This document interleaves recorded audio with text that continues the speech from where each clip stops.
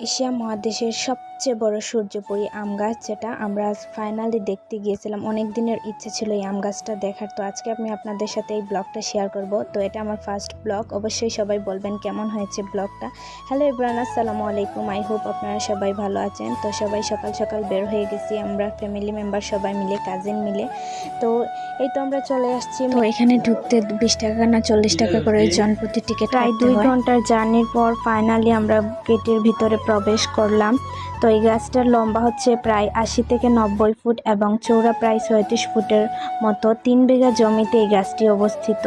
গাছটি দেখতে পুরো অক্টোপাসের মতো ছিল। 19টি ডালপালা ছিল, একটা ডালই একটা গাছের সমান ছিল। মাশাআল্লাহ, দিলে এত আম ধরছে। প্রত্যেক বছর নাকি 120 থেকে 150 মণ আম উৎপন্ন হয়। কিন্তু দুঃখজনক বিষয় হচ্ছে এখানে নাকি মেলা বসে, কিন্তু আমি মেলাটা দেখতে পারি নাই। জায়গাটা এত নিরিবিলি ছিল, খুবই মনোরম একটা পরিবেশ ছিল, খুবই ভালো লাগছে।